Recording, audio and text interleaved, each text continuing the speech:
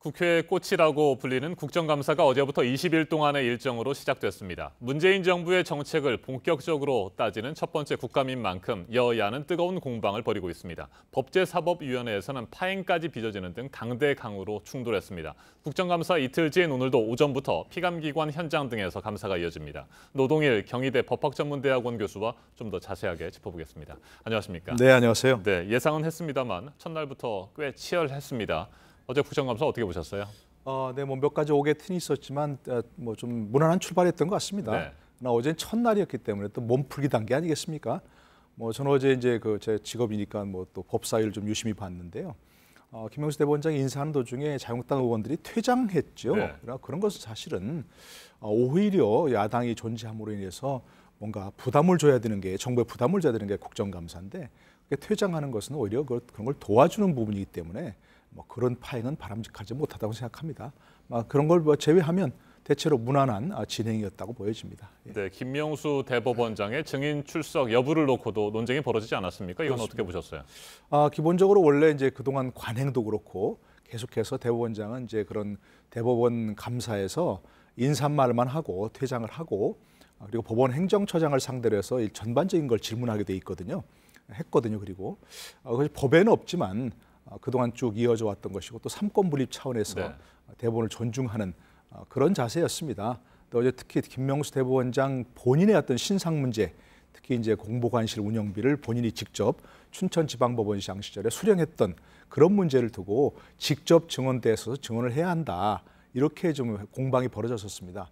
어제 이제 최종적으로 여상규 위원장이 타협을 제시한 것은 김명수 대법원장이 직접 증인으로서 출석은 하지 않고 이 문제를 전부 지금 알고 있으니까 나중에 대법원 국감이 끝나면 최종적으로 마무리 단계에서 이제 인사말을 또 하는데 마무리 발언을 하는데 그때 그분을 해명한 거 정리하자 이렇게 했는데 야당 의원들이 아직 그걸 확실히 받아들이지는 않은 것 같습니다. 네, 법제사법위원회 국정감사 얘기를 하셨으니까 좀 더 짚어보죠. 네. 박근혜 정부 당시에 양승태 대법원 사법농단 의혹 사건입니다. 이와 관련해서 방탄법원이다, 방탄재판관이다, 판사단이다 뭐 이런 질타도 쏟아졌습니다. 특히 최근에는 말이죠. 양승태 전 대법원장의 주거지 압수수색 영장이 기각되면서 이 법원이 했던 얘기가 주거의 평온이 중요하다. 이런 이유로 압수수색 영장을 기각했습니다. 이런 부분에 대해서 어떻게 생각하세요? 기본적으로 저는 원래 입장이 이제 이런 문제는 대법원 자체에서 해결을 해야 한다라는 입장이었거든요. 그런데 김명수 대법원장이 분명히 수사의 필요성을 얘기했고 또 수사에 적극 협조하겠다고 얘기했지 않습니까? 그런데 지금 일선 법관들에서는 전혀 협조하지 않는 분위기입니다. 특히 검찰이 신청한 청구한 영장이 지금 99%가 기각이 됐다는 것이거든요. 네. 그것이 예를 들어서 물론 압수수색의 필요성이 없다든가 이러면 그건 있을 수 있습니다. 그런데 그것이 이유 중에 하나가 주거의 평온을 보호하기 위해서 네. 이런 것은 정말 어제 국감장에 나온 고위 법관들도 한 번도 들어보지 못한 영장 기각 사유다 이렇게 얘기하지만 저도 들어보지 못한 그런 얘기입니다. 그래서 주거를 압수수색할 필요는 없다. 다른 방법으로 증거를 찾을 수 있다. 네. 이렇게 얘기하는 건 괜찮은데 주거의 평온을 보호하기 위해서 압수수색할 필요가 없다. 이렇게 하는 것은 사실은 설득력 있는 이유가 아니라고 생각합니다. 네, 주거의 평온, 중요성을 강조하는 건 다른 사건들에 대해서도 똑같은 잣대가 적용된다면 좋겠습니다만 사실 정말 이해할 수 없는 부분인 것 같기도 하고요. 그렇습니다. 자, 그런데 이 같은 상황이라고 한다면 검찰이 설령 사법농단 의혹 사건과 관련해서 여러 관계자들을 기소한다고 하더라도 법원이 무죄 판결을 내리는 건 아니겠느냐. 이런 우려들이 있습니다. 이건 어떻게 보십니까? 첫 번째 우선 기소 자체가 어려울 것 같습니다. 네. 왜냐하면 증거를 압수수색하듯이 찾아야 되는데 기본적으로 지금 그런 압수수색을 하기 어려운 상황에 처해 있고요. 어렵사리 증거를 찾아내서 기소를 하더라도 결국 최종적인 판단하는 것은 법원 아니겠습니까? 네. 그런데 법원에서 과거 어떤 법원에 같이 근무했던 동료들, 특히 사법부의 정점에 있던 대법원장을 비롯해서 대법관들, 법원 행정처장들 이런 사람들이 기소가 된다 하더라도 그분들에게 유죄를 선고할 수 있겠느냐? 지금의 영장 기각을 하는 것을 보면 그런 의구심이 들고요. 또 한 가지 법리적으로도 이분들이 지금 과거 사법농단이라고 지금 얘기하고 있습니다만 갖고 있는 혐의가 직권남용 권리행사 방해거든요. 네. 그러니까 자신들의 직권을 남용해서 법원행정처 연구관들이라든지 대법원연구관들이라든지 이런 사람들에게 의무 없는 일을 시켰다 그런 얘기입니다. 그런데 지금 최근에 어떤 그 직권남용 권리행사방해 이 문제를 다루는 법원의 태도를 보면 직권 부분을 굉장히 엄격하게 해석합니다. 네. 그래서 다른 사람의 권리행사를 방해한 일이 있다 하더라도 그 직권, 즉 자신의 어떤 공무원이 자신의 범위, 권한 범위에 속하는 일이었어야 된다는 얘기입니다. 그렇기 때문에 그 부분도 사실은 유죄가 나오기 어려운 그런 사유가 아니겠는가 싶습니다. 네, 앞에서도 자세하게 다뤘던 내용인데요. 강경화 외교부 장관의 오이사 조치 해제 검토 발언과 관련해서 어제 논란이 뜨거웠습니다. 강경화 외교부 장관이 스스로 논란을 자초한 것 아니냐 이런 지적들이 있는데 어떻게 생각하세요? 그러니까 오이사 조치 해제 자체의 적절성 여부 이것은 아니고 네. 어제 이제 외교부 국감에서는 이제 그게 오이사 조치 해제 여부는 이제 외교부 소관은 아니고 통일부 소관 아니겠습니까? 그렇죠. 예, 그렇기 때문에 그 조치 해제를 적절하냐 아니냐 이 부분은 문제가 아니었습니다. 단지 이제 그 민주당 이해찬 의원의 질문에 대해서 강경화 외교부 장관이 정부 부처와 협의 중이다 이렇게 얘기를 했습니다. 네. 그러니까 마치 범정부 차원에서 여러 부처가 뭐 통일부, 외교부, 국방부 이런 그 관련 부처들이 협의하고 있는 게 아니냐.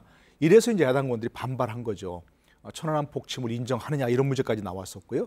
근데 그 문제가 나오니까 이제 강경화 외교부 장관이 범정부 부처와 협의 중이 아니고 네. 정부 정부 부처가 검토 중인 것으로 알고 있다. 그러니까 소관 부처가 검토 중인 것으로 알고 있다. 이렇게 한 발 물러서고 혼란을 일으킨 이야기한 데 대해서 뭐 사과드린다. 이렇게 얘기했습니다. 그러니까 그런 답변에서 조금 답변 자체가 적절치 못한 그런 부분이 좀 있었던 것 같습니다. 네. 해마다 국감 때마다 반복되는 의원들의 퍼포먼스 어제도 등장을 했습니다. 벵갈 고양이가 등장을 했고 맷돌도 감사장에 나왔습니다. 논점을 벗어난 시선 끌기용이다 이런 비판이 있습니다. 물론 뭐 지금 저희가 이런 내용을 다루는 것 자체가 그 해당 의원에게는 시선 끌기에 성공한 것인지는 모르겠습니다만 어떻게 판단하세요? 그러니까 이제 눈길 끌기 퍼포먼스 이런 것이 뭐 필요할 때도 있죠. 네. 그러나 그것은 자신이 하고자 하는 발언 그것을 좀 더 부각시키고 확실하게 그 자체로서 각인시킬 수 있는 그런 소도구를 동원한다든가 퍼포먼스라면 그거는 효과적입니다. 그러나 예를 들어서 김진태 의원이 하고 싶었던 얘기는 지난번 대전 동문회에 있었던 네. 퓨마가 탈출해서 퓨마를 사살했는데 그것이 과잉 대응 아니냐, 적절했느냐 이런 걸 지적하기 위한 거 아니겠습니까? 그런데 거기다가 뭐 고양이를 동원하는 그런 것은 사실은 저게 뭐지 하는 의문이 들 뿐이죠. 그것을 그 퓨마에 대한 어떤 뭐 관리라든지 그것을 사살한 그런 어떤 조치의 적절성 이런 걸 지적하는 문제와는 별로 관련이 없는 뭐 그런 것들이죠. 그렇기 때문에 뭐 효과적인 소독을 동원하는 건 좋지만 이렇게 그냥 단순히 눈길 끌기용 퍼포먼스는 사실 본인의 어떤 그 명성에도 별로 평판에도 도움이 안 된다고 생각합니다. 네, 네. 국정감사 이틀째인 오늘은 유은혜 사회부총리 겸 교육부 장관을 대상으로 한 집중 질타 또 거기에 대한 방어가 이어질 것으로 보이는데 어떻게 생각하세요? 네, 기본적으로 그 유은혜 장관 임명 과정에서 논란이 많았죠. 네. 지난번 대정부 질문에서 사실은 뭐 정책적인 질의보다는 기본적으로 무슨 유은혜 장관 본인에 대한 청문을 재연하는 게 아니냐 뭐 이런 쪽으로 좀 나와서 조금 여러 가지 바람직하지는 않다 생각이 됐거든요. 오늘 이제 국감에서는 적어도 유은혜 장관이 일단 취임을 했으니까 취임 자체를 문제 삼는 것보다는 장관으로서의 앞으로 정책을 어떻게 펼쳐나가고 국민들이 특히 교육 분야는 얼마나 궁금해하는 게 많습니까?